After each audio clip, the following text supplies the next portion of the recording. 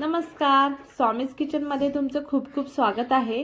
आज मी तुम्हाला दाखवणार आहे एक खूप सोपी घरगुती आणि हेल्दी रेसिपी, फ्लावरची सुकी भाजी आणि त्यासोबत सॉफ्ट आणि टेस्टी पराठा। ही रेसिपी लंच बॉक्ससाठी, रेग्युलर जेवणासाठी आणि तुमच्या नवऱ्याला पण आवडेल अशी ही रेसिपी आहे। चला तर मग रेसिपीला सुरुवात करूया। फ्लावरच्या भाजीसाठी आपल्याला लागणार आहे फ्लावर। त्यासाठी मी हे फ्लावर स्वच्छ धुवून असं कापून घेतलं, छोटे छोटे तुकडे करून घेतले। हाताने पण करू शकता आणि फ्लावर म्हणजेच आपली फुलकोबी। तर आता याला मी पाण्यामध्ये उकडून घेते आहे, म्हणजे अजून जास्त स्वच्छ होईल आणि याला 80% उकडून घ्यायचं, म्हणजे भाजी करताना लवकर शिजेल।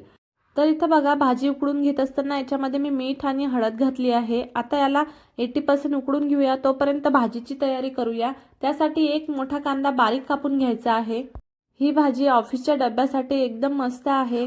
तुम्ही रात्री या भाजीची तयारी करून ठेवू शकता, म्हणजे फ्लावर कापून ठेवू शकता किंवा असं उकडून पण ठेवू शकता, म्हणजे सकाळी फक्त फोडणी दिली की झालं। आता आपण एक वाटण तयार करूया। त्यासाठी घेतला आहे कोथिंबीर, मिरच्या, हिरव्या मिरच्या 4-5, लसूण, अद्रक आणि जिरं हे छान व्यवस्थित जाडसर आपण कुटून घेऊया खलबत्त्यामध्ये आणि नंतर भाजी फोडणी द्यायला घेऊया। तर इथं बघा, आता आपलं वाटण तयार झालं आहे मस्त। आता हिरवी मिरचीची मी करणार आहे, त्यामुळे हिरवी मिरची घेतली आहे आणि नंतर इथं बघा, आता आपली भाजी छान उकडून झाली आहे, 80% उकडली आहे। पूर्ण जास्त उकडून नाही घ्यायची, पूर्ण शिजवून नाही घ्यायची, थोडीशी 80% 70% उकडून घ्यायची। आता आपण हे साईडला ठेवूया आणि याच्यामधलं पाणी काढून टाकूया।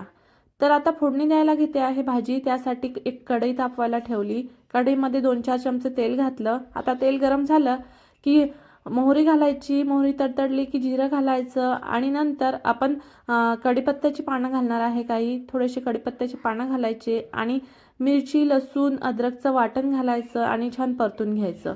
आता इथं बघा, आपलं लसूण छान व्यवस्थित परतून घ्यायचं, हे वाटण कच्चं असतं त्यामुळे इथं छान परतून घ्यायचं। नंतर बारीक कापून घेतलेला कांदा घालायचा आणि कांदा छान गुलाबी होईपर्यंत परतून घ्यायचा। तर इथं बघा, कांदा लवकर व्हावा म्हणून मी थोडंसं मीठ घालते, म्हणजे आपला कांदा लवकर शिजेल आणि नंतर मस्त परतून घ्यायचा लालसर होईपर्यंत। आता आपला कांदा छान शिजला आहे। आता पावडर मसाला घालूया, अर्धा चमचा हळद, अर्धा चमचा धने पावडर, अर्धा चमचा जिरे पावडर आणि नंतर मस्त व्यवस्थित मिक्स करून घेऊया। थोडासा गरम मसाला घालायचा आणि हे छान मसाले व्यवस्थित परतून घ्यायचे आणि नंतर याच्यामध्ये आपण शिजून घेतलेला फ्लावर तो घालायचा आणि व्यवस्थित मिक्स करून घ्यायचं। चवीपुरतं मीठ घालायचं आणि बस मस्त मिक्स करून घेतलं की एक वाफ काढून घ्यायची।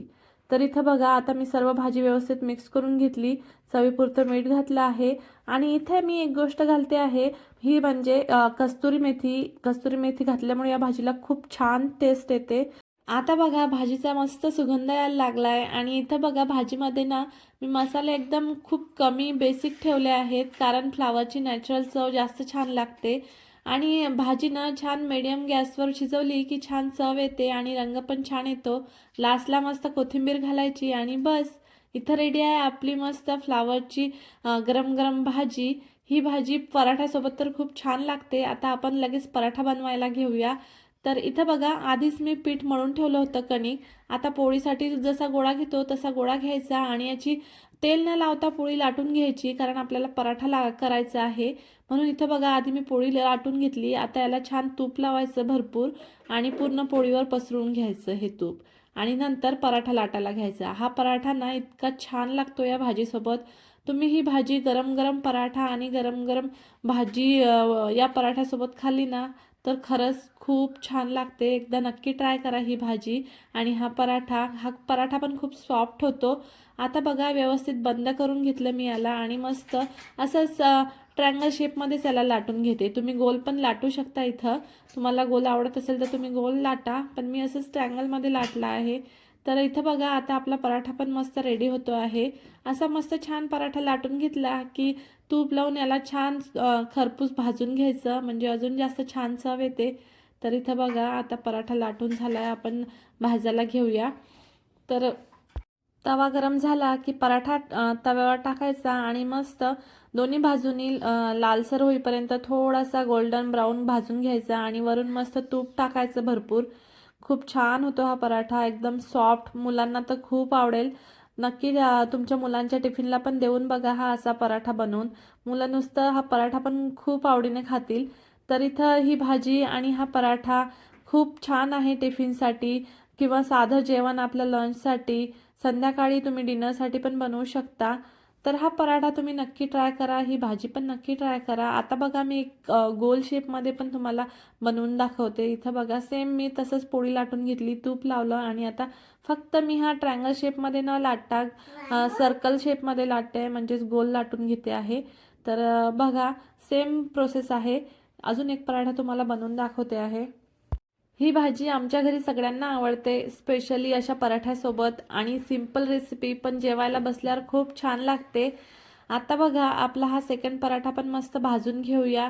आणि फ्लावरची भाजी डायजेशनसाठी पण खूप चांगली असते, म्हणून मी ही भाजी आठवड्यातून एकदा तरी करते.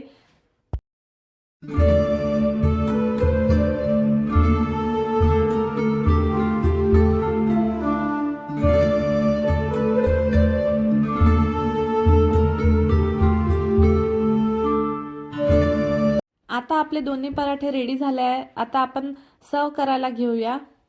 फ्लावरची सुकी भाजी आणि गरम गरम पराठा एक परफेक्ट कॉम्बो आहे. यासोबत तुम्ही लोणचं, दही किंवा सिंपल सलाद पण घेऊ शकता. तुम्हाला ही रेसिपी आवडली असेल तर व्हिडिओला लाईक करा, स्वामीज किचनला सबस्क्राईब करा आणि हा व्हिडिओ तुमच्या फ्रेंड्ससोबत शेअर करा. कमेंटमध्ये नक्की सांगा तुम्ही फ्लावरची भाजी कशी बनवता. पुढच्या व्हिडिओमध्ये भेटूया. तोपर्यंत हॅपी कुकिंग.